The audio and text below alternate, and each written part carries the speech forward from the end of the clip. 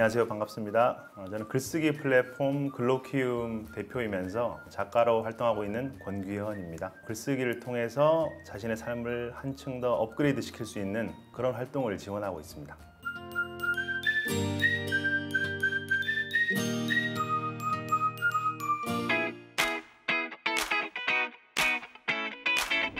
글쓰기 교육이 필요한 이유 두 가지로 나눠서 설명을 드릴 수 있을 것 같은데요. 일단 현실적인 필요성 그리고 본질적인 필요성 두 개인데요. 부모님들이 들으시기에 가장 와닿을 수 있는 현실적인 필요성, 일단 글쓰기 교육을 해야 되는 이유는 아이들이 성적이 오르기 때문이겠죠. 당연히 학교의 그런 평가 시스템을 보면 예를 들어서 100점 만점 중에 40점 수행 평가를 보게 되어 있습니다. 그리고 이제 나머지 60%는 이제 중간 기말 지필고사를 보는 거죠.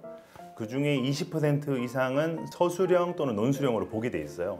단순한 수치상으로만 봐도 이렇게 학교에서 성적을 얻기 위해서는 우리 아이들이 글을 잘 써야 되는 거죠. 그리고 이런 평가의 영역을 떠나서 글 쓴다는 활동 자체가 단순한 표현 행위를 넘어서서 사고하는 과정이라고 볼 수 있거든요. 그래서 공부하는 과정에서 글을 쓰는 친구들과 글을 쓰지 않는 친구들의 어떤 학습 성취도 큰 차이가 있다는 거죠.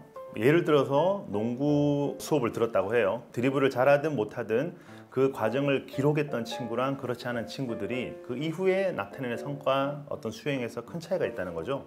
글을 쓰면서 내가 이게 약간 부족했구나. 내가 그때 공을 놓쳤던 거는 이런 이유 때문이었어. 다음에 어떻게 하면 더 잘할 수 있지? 이런 것들을 글로 쓰면서 이미지 트레이닝도 되고 더 좋은 방안도 스스로 찾게 되는 그런 이제 어떤 효과를 얻을 수 있다는 거죠.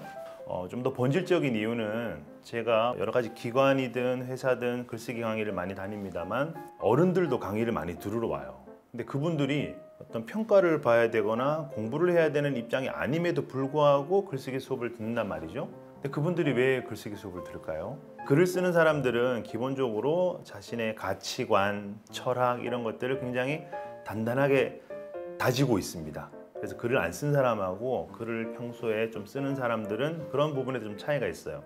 자신에 대한 이해가 훨씬 더 정확하다는 거죠. 그리고 또 글을 쓴 사람들은 자기에 대한 여러 가지 이야기들을 굉장히 많이 발굴할 수가 있습니다. 내가 어떤 스토리들을 가지고 살아왔는지 또 찾을 수가 있고요.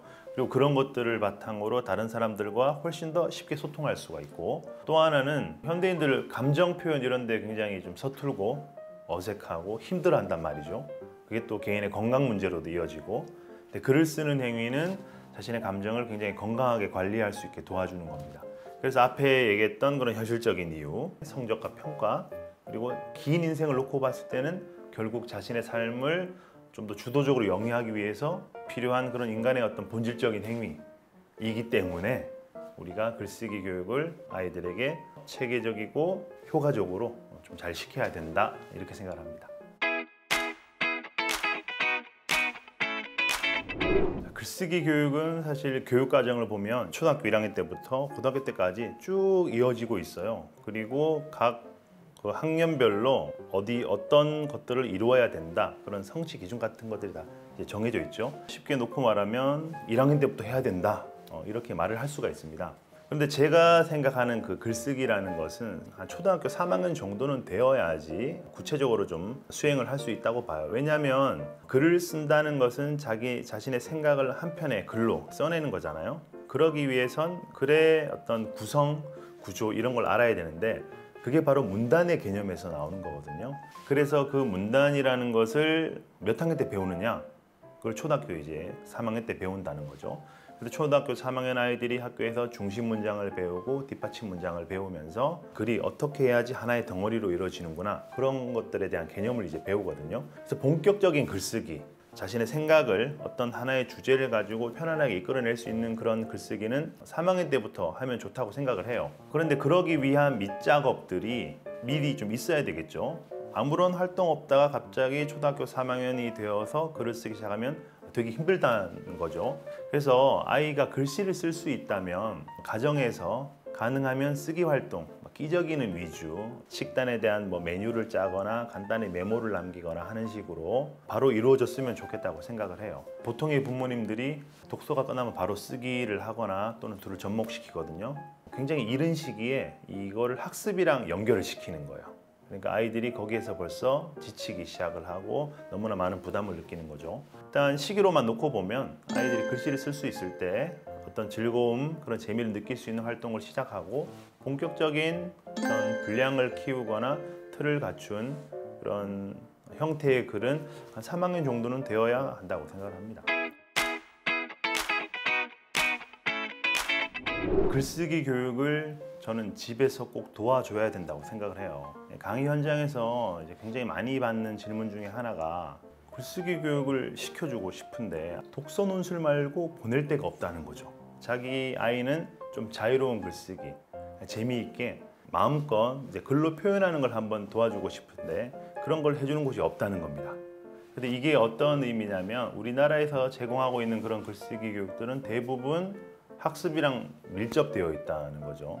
그래서 이걸 가정에서 좀 해소시켜 줄 필요가 있어요. 아이들이 글을 어느 정도 끼적이는 시점이 되면 부모님이 굉장히 재미있는 그런 활동들을 통해서 글쓰기를 도와줄 필요가 있다는 겁니다. 이걸 장기적으로 놓고 봤을 때는 부모님들이 모든 것을 해줄 수는 없지만 이 글쓰기 교육 초반에 어떤 글쓰기의 방향, 글쓰기가 무엇인지 이제 정확히 알려주는 그런 행위들, 이런 것들은 어머님들이나 아버님들이 좀 공부를 하셔가지고 그 부분을 아이들이랑 함께 하는 게 굉장히 중요하다고 생각을 해요. 그렇지 않으면 아이들이 글쓰기는 학습, 이런 틀을 가지게 되는 거죠. 그러면 글쓰기를 평생 가지고 가야 할 활동임에도 불구하고 굉장히 두려워하게 되는 거죠. 그리고 또 하나는 글쓰기를 학습이라는 그런 컨셉을 안 가지는 대신 집에서는 소통이라고 생각하는 게 중요한 겁니다. 게시판 같은 걸 만들어서 오늘 메뉴는 너희들이 한번 짜봐. 그래서 아이들이 줄을 긋고 메뉴를 직접 정해서 딱 붙여놓으면 엄마나 아빠가 그 메뉴에 따라서 밥을 해준다거나 또는 외출할 때 간단하게 기록을 남기는 그런 것들. 그래서 이게 글을 쓰는 행위, 기록을 남기는 거는 내 생각이랑 감정을 누군가에게 전달해 주는 거구나. 그래서 이게 글로 소통하는 거구나. 이런 걸 아이들이 경험하게 해주는 게 중요하다는 거죠. 그래서 글쓰기 교육은 반드시 특히 초반에는 집에서 이루어져야 된다. 이렇게 생각을 합니다.